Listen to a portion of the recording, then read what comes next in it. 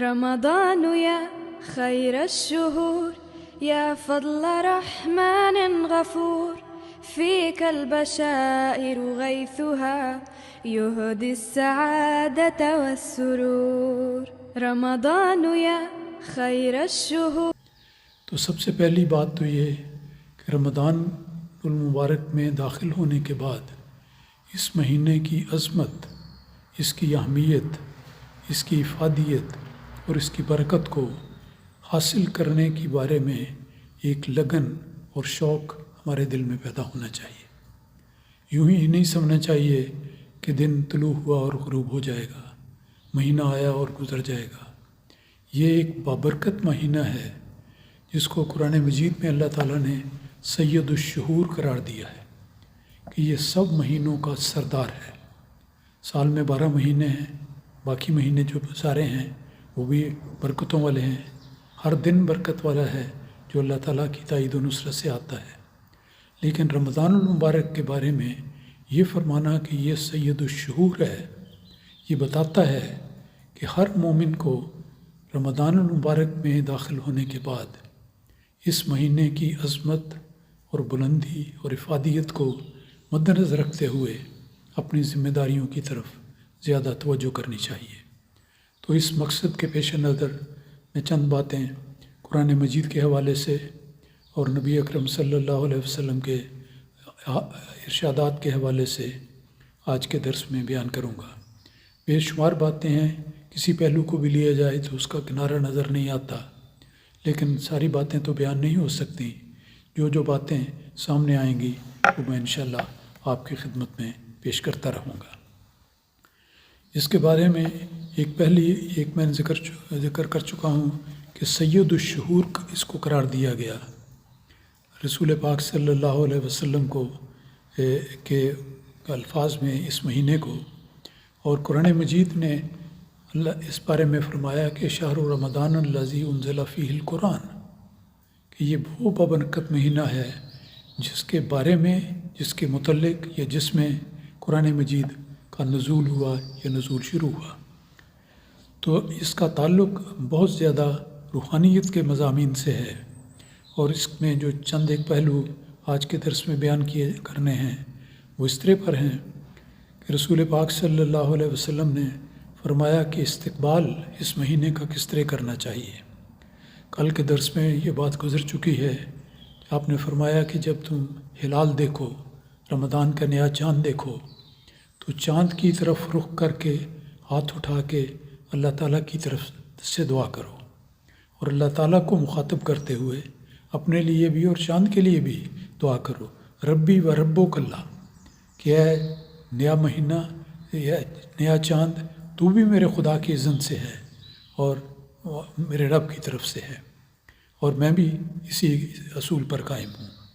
تو اس لحاظ سے ہلال کو کس طرح دیکھنا چاہیے اور اس کی اہمیت کیا ہے. ایک حدیث میں آتا ہے کہ رسول پاک صلی اللہ علیہ وسلم نے ارشاد فرمایا کہ اے لوگو، جب تم نیا چاند دیکھو تو روزے رکھو. یعنی اس سے مراد رمضان کی بات ہو رہی ہے کہ جب رمضان کا نیا چاند دیکھو، رمضان کا مہینہ شروع ہو جائے تو روزے رکھو. اور جب تم اسے دیکھو، یعنی دیکھو کہ وہ رمضان ختم ہو گیا، تو روزے رکھنے تم چھوڑ دو. اور مراد یہ بھی ہے کہ اس کے بعد جب شوال کا مہینہ آ جائے تو روزے پھر چھوڑ دو. اگر بادل، آگے ایک مسئلہ بیان کیا گیا ہے کہ اگر بادل وغیرہ کی وجہ سے تمہیں چاند کسی موقع پر شام کے وقت نظر نہیں آتا تو 30 دن روزے پورے کرو. مراد یہ ہے کہ جب ابتدا ہے، جب تک چاند نظر نہیں آتا یا اس کی مصدقہ اطلاع کسی جگہ سے نہیں مل جاتی، اس وقت تک نہیں، لیکن جب یہ اطلاع آ جائے اور دیکھ لو یا بتا دیا جائے کہ چاند کی رویت ہو گئی ہے، تو پھر چاند روزے رکھنے شروع کرو. اور پھر 30 کی گنتی کو مکمل کرو، سوائے اس کے کہ 29 کو چاند نظر آ جائے تو پھر 29 کا مہینہ ہوگا. رمضان یہ مہینہ یا 29 ہوتا ہے اسلامی مہینہ، یا 30 ہوتا ہے. تو جو بھی صورت ہو اس کے مطابق چلنا چاہیے. نہ انسان کو جلدی کرنی چاہیے کہ چاند کی اطلاع آنے سے پہلے رمضان شروع کرے، اور نہ یہ کہ جب تک میں اپنی آنکھوں سے لازمی طور پر چاند کو دیکھ نہیں لیتا میں روزے رکھتا چلا جاؤں گا۔ تو یہ ایک دیانت اور امانت کی بات ہے اور نیکی کا طریقہ ہے جس کی رہنمائی کی گئی ہے۔ ایک اور بات آتی ہے کہ ہر رمضان کا دن صبح کی تہجد سے اور اس کے بعد سحری سے شروع ہوتا ہے۔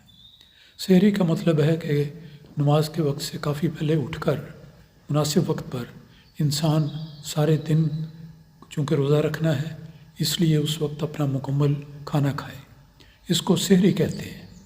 اس میں تکلف کرنے کی بجائے بہتر ہوتا ہے کہ انسان روزانہ معمول کے مطابق جو کھاتا ہے وہ کھائے اور اعتدال کے ساتھ کھائے، زیادہ بھی نہ کھائے کم بھی نہ کھائے، ایسا کہ جو اس کی ضرورت کے مطابق ہو اور اس میں زیادہ تکلفات کرنے کی بھی ضرورت نہیں۔ یہ کھانا صبح کا تو اس لیے ہے کہ جسمانی طاقت انسان کی قائم رہے اور اسے عبادات اور دیگر فرائض کو ادا کرنے کی توفیق ملے۔ یہ مراد نہیں کہ یہ کوئی ضیافت ہے جس میں بڑھ بڑھ کے کھانا ہے اور انجوائے کرنا ہے۔ ایک مومن کی انجوائمنٹ اور اس کی خوشی تو یہی ہے کہ اللہ تعالیٰ کے احکام کی پیروی کرے۔ تو یہ دنیا کا رزق، یہ روز کا کھانا یا سحری بھی اس طاقت کو قائم رکھنے کے لیے ہے جو ضروری ہے۔ تو اچھی غذا کھائی جائے، اور اس کے بارے میں بھی آپ نے بڑی نصیحت فرمائی ہے، تاکید دی کہ بعض اوقات انسان کرتے ہیں کہ جی نہ کھائے کے بغیر بھی تو روزہ ہو سکتا ہے، اور اس کو کہتے ہیں 8 پیارا روزہ ہو گیا۔ اگر مجبوری کی حالت میں ہے تو اور بات ہوتے جاتی ہے، لیکن بلا وجہ سحری کو چھوڑنا یا اس وقت نہ اٹھنا، اس کا اہتمام نہ کرنا، یہ بات غلط ہے۔ اس پس منظر میں رسول پاک صلی اللہ علیہ وسلم کا یہ ارشاد یاد رکھیں کہ آپ نے فرمایا کہ اے مومنو، تم رمضان کے مہینے میں سحری کھایا کرو، یعنی تاکیدی حکم ہے کہ سحری کھایا کرو، اس کا اہتمام کرو، کیونکہ سحری میں برکات ہیں۔ اور یہ بڑا ایک واضح بیان ہے رسول اکرم صلی اللہ علیہ وسلم کا کہ سحری کے ذریعے انسان کو ظاہری طور پر بھی برکت ملتی ہے، روحانی طور پر بھی برکت ملتی ہے۔ اور پہلی برکت تو یہی ہوتی ہے کہ سحری کی وجہ سے انسان اٹھتا ہے، تہجد پڑھتا ہے، نوافل ادا کرتا ہے، وقت ہو تو تلاوت بھی اسی وقت کر لیتا ہے، پھر اس کے بعد سحری کرتا ہے، پھر فجر پڑھتا ہے، درس سنتا ہے۔ یہ ساری باتیں نیکی کی ہیں۔ گویا سحری کے بعد انسان کا ایک روحانی سفر شروع ہو جاتا ہے، تہجد کے ساتھ ہی شروع ہو جاتا ہے، اور سارا دن یہ سفر جاری رکھنا چاہیے۔ تو یہ ایک تاکیدی باتیں ہیں، اس لیے اس بات کو بھی ہمیشہ یاد رکھنا چاہیے۔ اور دن کا آغاز اس نیکی سے ہونا چاہیے کہ انسان اٹھ کر اللہ تعالیٰ کی عبادت کرے، سب سے پہلے اللہ تعالیٰ کو یاد کرے، تہجد کی نماز ادا کرے، نوافل ادا کرے، تلاوت قرآن کریم کرے، اور روزے کی تیاری کے لیے سلسلے میں ہے کہ وہ سحری ضرور کرے۔ بعض لوگوں میں یہ تو خیال آ جاتا ہے کہ انسان اپنے آپ کو مشقت میں ڈالے تو شاید ثواب زیادہ ہوگا۔ یہ ایک بڑی ادنا سی سوچ ہے۔ اللہ تعالیٰ تو نیتوں کو دیکھتا ہے، اللہ تعالیٰ تو لوگوں کی دلوں پر اس کی نظر ہوتی ہے۔ تو سچی اور پاک نیت کے ساتھ انسان جو بھی کام کرے، کھانا بھی کھائے، بلکہ حدیث میں آتا ہے کہ ایک لقمہ ایک خاوند اپنی بیوی کے منہ میں ڈالتا ہے نیکی کی وجہ سے، تقویٰ کی وجہ سے اور اللہ تعالیٰ کے حکم کی وجہ سے، تو اس کا بھی اس کو ثواب ملے گا۔